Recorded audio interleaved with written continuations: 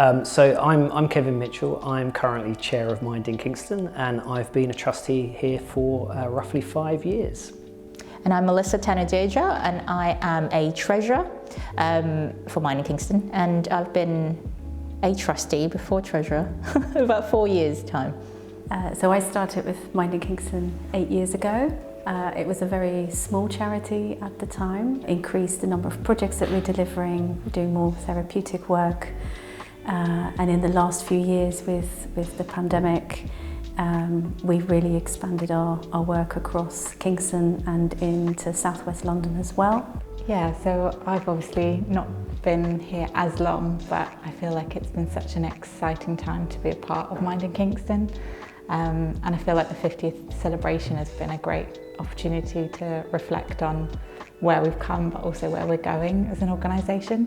My name is Simon Montague-Taylor. I began with Mind Kingston in December 2004, which is 18 plus years. My role has developed immensely over time. It's broadened out my remit. I work with various professional and service user groups across the borough. Hi, my name is Soyeon Park. I joined Mind Kingston last year, January, as a Magpie Outreach Coordinator.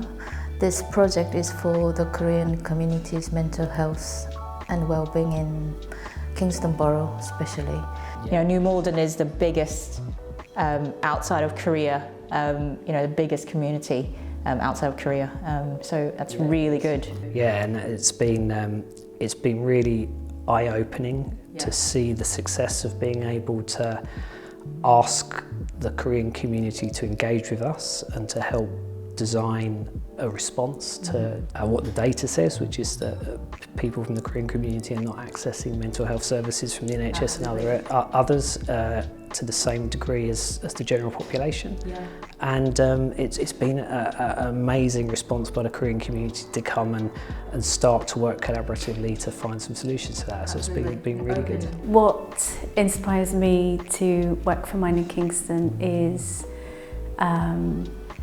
the way the team supports our service users and how they put them at the heart of all the services.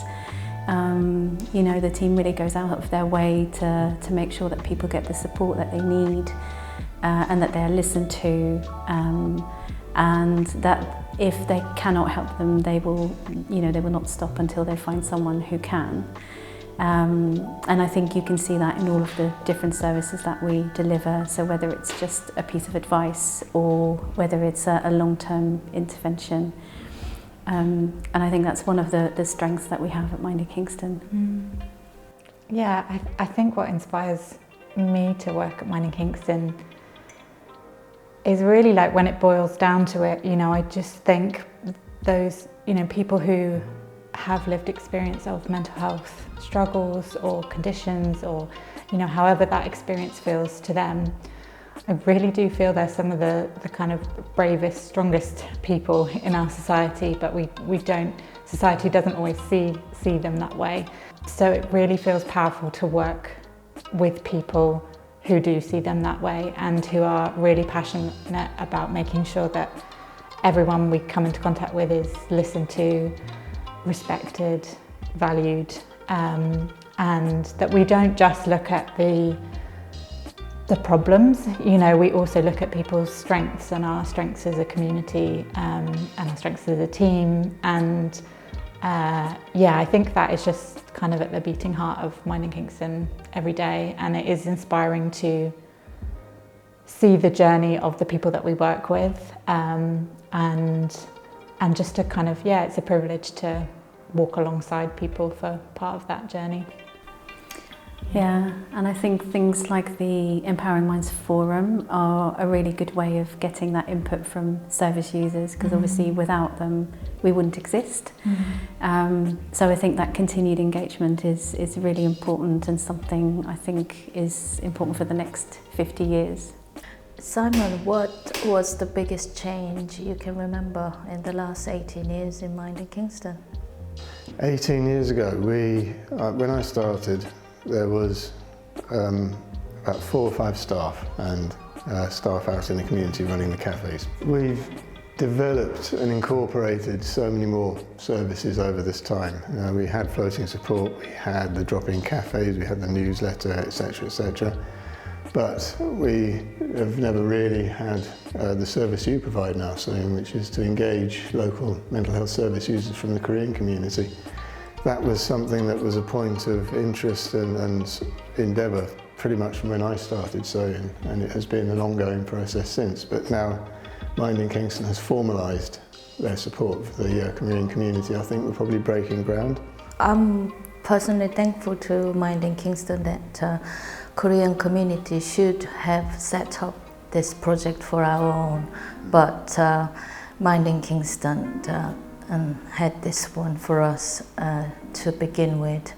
And although, as you have the same mind, we shouldn't be suffering from mental health. However, if anybody needs it, we also have to, community or government should provide a safety net.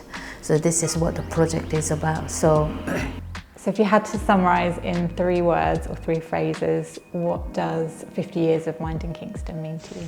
That would be shared lived experience, collaboration and compassion. So what 3 words or phrases would you use to describe 50 years of Mind Kingston? So inspired, growth and people power. Good choice. Thank you. Okay, so 3 words. Prestige, fulfilment and contentment. I can't believe it's 50 years. I really can't believe it's 50 years and how Mind Kingston has been operating in this area for 50 years. Mind-blowing to me. It's like, I don't even know mental health was a thing that everyone talks about until quite recently. 50 years ago, how does Mind actually get created because of mental health? That's just amazing. But everyone now knows what mental health, is. That we need to look after our mental health, not just our physical health. We don't just, it's an invisible kind of illness, and so we need to talk about it more. And the last 20 years was amazing, but I just still can't imagine 50 years ago that when this charity was created, that it was in someone's agenda. And look what we got to now. 50 years from now, everyone will be talking about it. Still all very relevant. It might be in a different kind of modernized way, but it's in everyone's heart to actually think about it and be looking after each other, be kinder with each other. Yeah, so 50 years, it's a long time, isn't it? It's half a century, and I think what that means most powerfully to me is that the voice of experience, so all of us in society who experience mental health problems at some point in our life, which statistically is at least 1 in 4 of us, all of us are aware that society has taken some action to respond, that there's been 50 years of committed people who have created this charity, changed this charity, modernised this charity and allowed it to work.